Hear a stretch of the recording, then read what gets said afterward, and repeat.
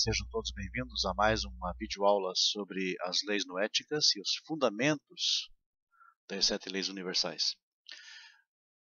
Nesse vídeo nós continuaremos então abordando o tema da idolatria e as leis que temos derivadas do princípio contra Avodah Zarah. E neste vídeo a primeira lei que abordamos é aquela que diz que não é necessário sermos rigorosos sobre o uso, por exemplo, de uma medalha ao redor do pescoço para dar sorte ao viajar, desde que a imagem da medalha não seja adorada. Claro que isso é uma superstição, muito obviamente não é aconselhável a um noahide, a um monoteísta, porém isso não deve ser encarado, digamos, como idolatria. Se alguém encontra itens como joias ou tecidos caros com imagens sobre elas, se é sabido que essas imagens foram feitas em nome de uma adoração de ídolos, como aqueles encontrados na Índia e no sudeste da Ásia, eles são certamente proibidos. Mas se alguém não tem certeza com qual finalidade as imagens foram feitas, ou se elas são encontradas em itens não preciosos, como vasos brutos, por exemplo, de argila utilizados para água, etc., ou outros alimentos, então esse tipo de artigo não é proibido. Continuando então com essas leis, nós sabemos que hoje em dia a maioria das pessoas não são assim tão apegadas a seus ídolos, mesmo com as imagens que elas servem, como a cruz ou a mãe com o seu filho, etc. Devido a isso, se um vaso ou se qualquer recipiente for encontrado em terras ocidentais, pode-se supor então que as imagens que estão ali representadas são apenas para decoração, ou imagens memoriais, mas não para idolatria. Assim, o recipiente ou o item poderá ser autorizado para a utilização, mas é melhor não mantê-lo em sua posse, pois pode causar a impressão de que o proprietário é um idólatra. É idolatria consumir um alimento ou uma bebida com a ideia de que a substância de um Deus é agregada então à pessoa a partir do consumo desses alimentos. Ou seja, a pessoa que come um pedaço de pão ou bebe um gole de vinho, pensando que com isso, por exemplo, está agregando a si o potencial de uma divindade, bebendo o sangue ou o corpo de uma divindade, essa é uma prática claramente idólatra. Os filhos de Noé, historicamente, caíram em práticas idólatras por causa de uma falta de discernimento, de compreensão da diferença que existe entre Eloká e Elokut, Deus e divindade. Pode-se dizer que toda a criação é divina. Isso é natural, normal, porque tudo contém a força vital do Criador. Mas dizer que qualquer coisa que pertença à criação é Deus, configura-se claramente em idolatria. É proibido o uso de itens sobre os quais se encontram a figura de um sol, de uma lua ou de um dragão, se o item for de ouro e prata. Da mesma forma, panos de seda com a cor escarlate, cor avermelhada, anéis e brincos com esses símbolos sobre eles também são proibidos. Se alguém encontra essas imagens em outros itens ou em outros artigos menos preciosos, então eles são permitidos, porque presume-se que tenham sido feitos para fins artísticos, meramente estéticos e ornamentais. Ídolos e outros artigos utilizados para o seu serviço fazem com que os outros objetos que se confundem com ele se tornem proibidos, mesmo que os artigos idólatras sejam infimamente menores em número do que os demais objetos. Por exemplo, se um ídolo é misturado com figuras ornamentais, mesmo que o ídolo seja apenas uma em 1000 figuras, tudo ao seu redor se torna proibido, devendo ser lançado ao mar, onde o metal tende-se a corroer e a ser destruído. Se uma pessoa acha dinheiro ou algum outro artigo sobre a cabeça de um ídolo, se os itens parecerem terem sido ali colocados como expressão de desprezo pelo ídolo, então eles são permitidos para uso. Por exemplo, uma bolsa que é encontrada pendurada ao pescoço de um ídolo, ou um pano que está envolto sobre a sua cabeça, um vaso de cabeça para baixo cobrindo a cabeça do ídolo, etc. Tudo isso é permitido para uso. Esses itens foram ali colocados com certeza de forma, obviamente, a desgraçar o ídolo. E assim, então, podem ser usados por um monoteísta sem nenhum tipo de problema. É claro que esses objetos parecem estar ali, ou claro que se esses objetos parecem estar ali a fim de homenagear o ídolo, naturalmente eles são proibidos. Se houver um jardim ou piscina com um ídolo ornamental, pode-se fazer uso daqueles locais, desde que não sejam expressamente feitos em benefício aos sacerdotes daquele ídolo. Mas se é para os sacerdotes, então seu uso torna-se proibido. Se o jardim ou a piscina estão lá para o ídolo e para a população em geral, mesmo que os sacerdotes usem tais locais, o monoteísta poderá fazer uso desse local desde que nenhuma taxa seja paga.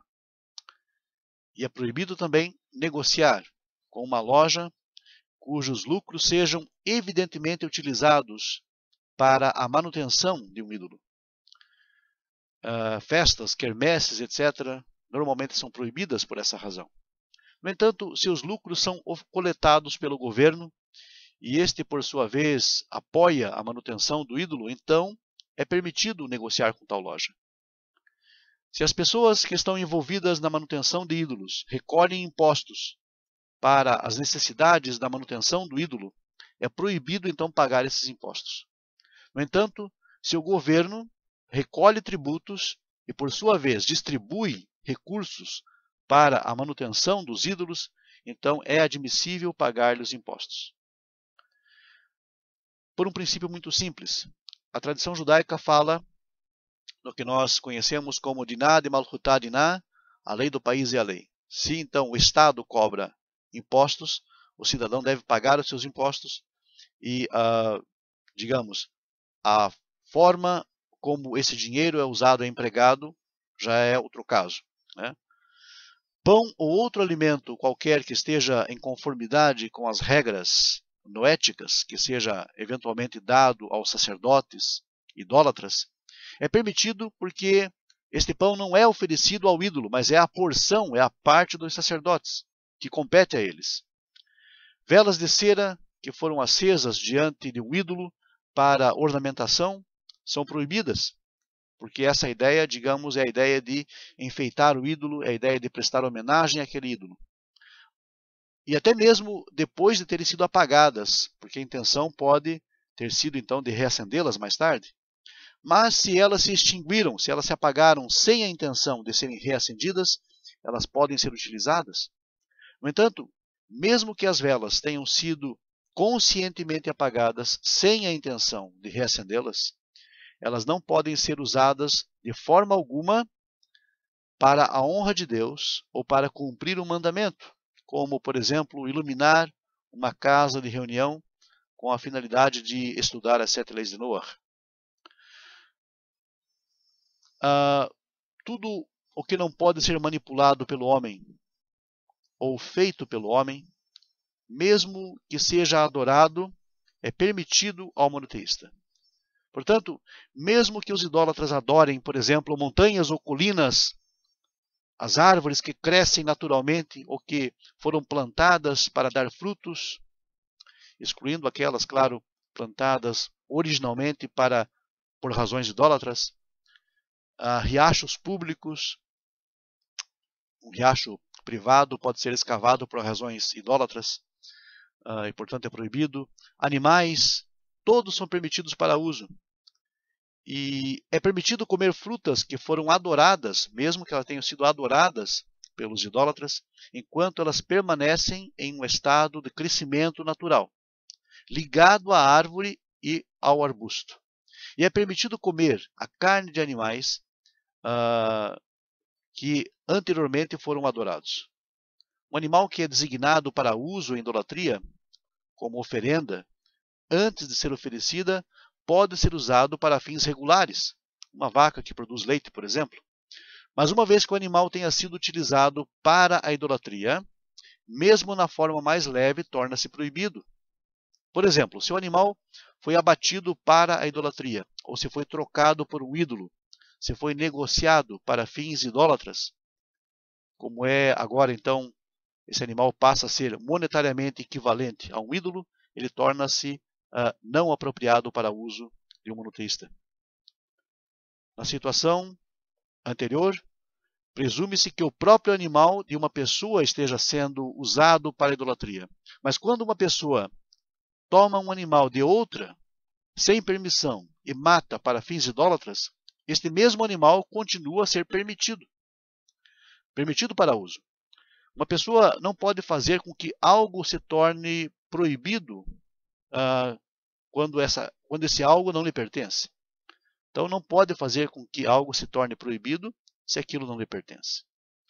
Se alguém inclina-se em direção à terra em seu estado natural, o terreno em que ele se curva, ou a que ele se curva em adoração, não se torna um terreno proibido.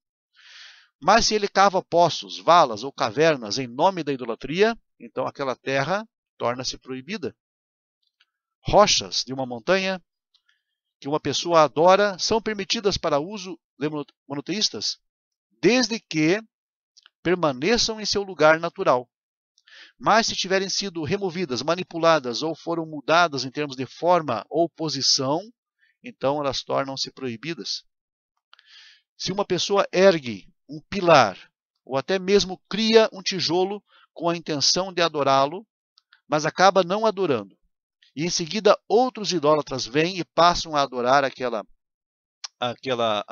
obra, isso torna-se algo proibido, sendo considerado então como o matzevá, um pilar idólatra. A árvore plantada, a fim de que possa ser adorada como um ídolo, é proibida.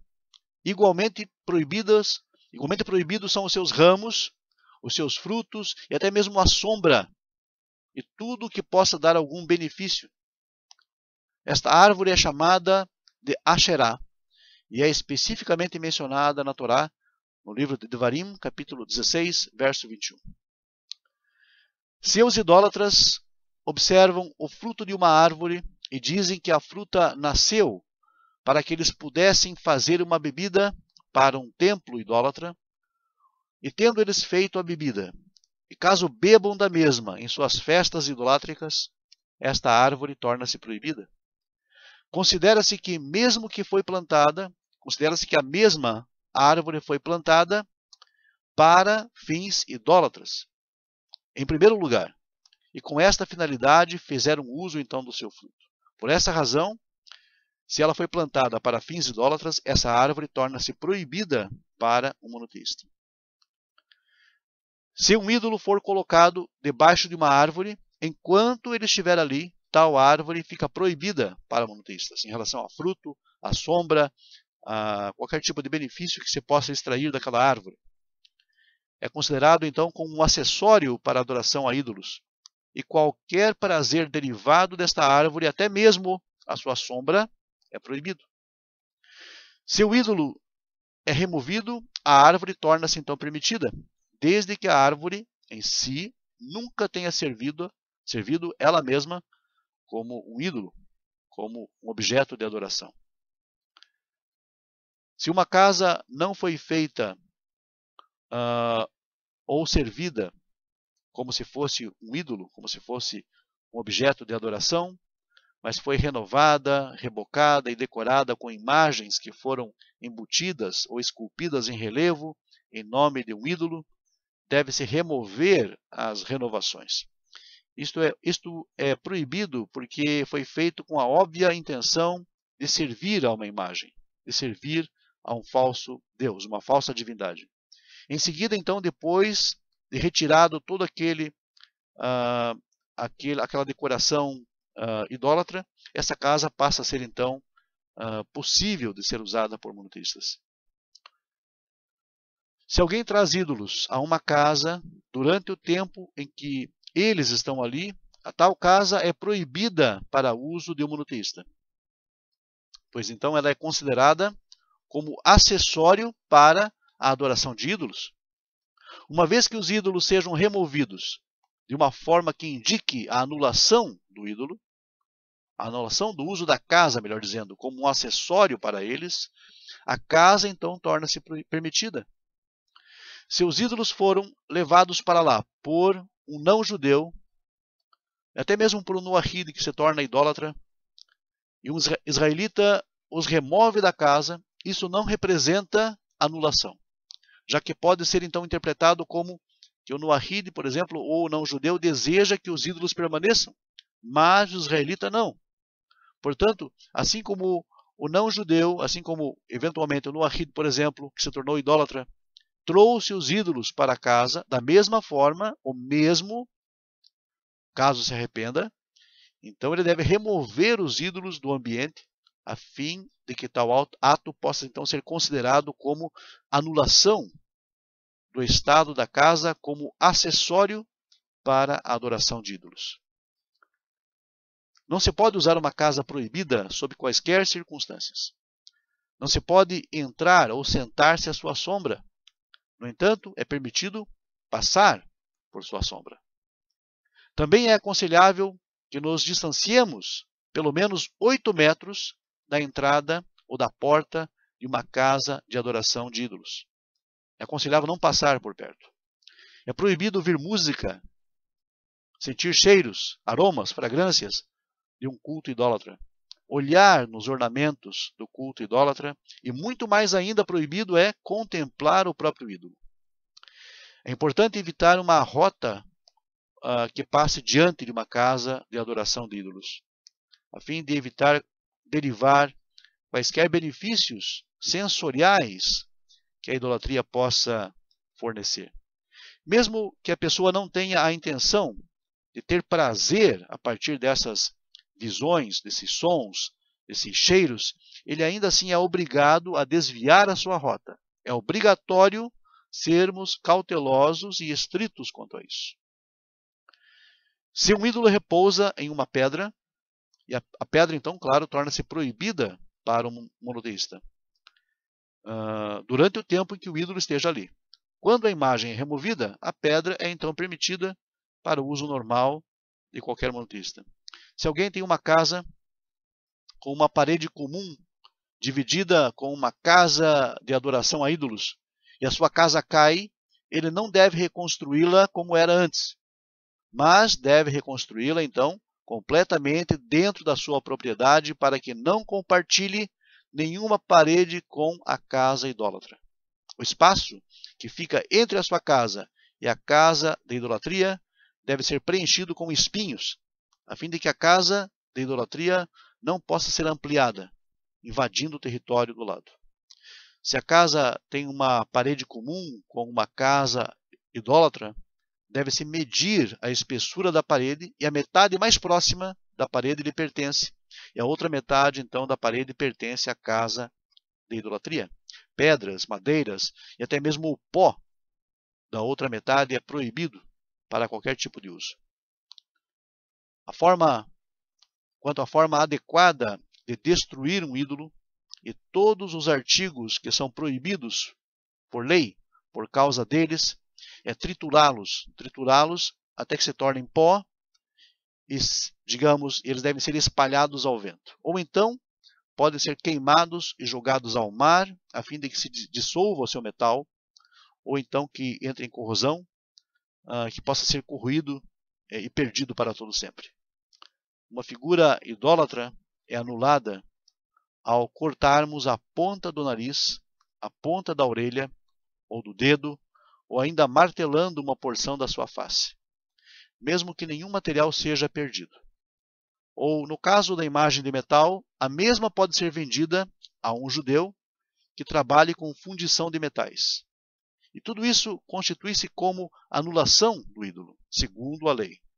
Uma vez anulado, a figura é permitida para posse e para uso, desde que seja para fins estéticos ou para fins de decoração, etc. Um ídolo ou qualquer acessório de um ídolo se for anulado da forma mencionada anteriormente, torna-se permitido para uso. Mas tudo que é oferecido ao ídolo continua proibido para sempre, e nenhuma anulação se aplica. A anulação deve ser realizada por aquele que é dono do ídolo, pois caso contrário não será válida. Já um ídolo adorado pelos judeus, por exemplo, nunca pode ser anulado. É proibido para sempre e deve ser destruído. Da mesma forma, se o ídolo de um não-judeu cai nas mãos de um israelita e depois o não-judeu o anula, a sua anulação é inválida. É proibido para sempre.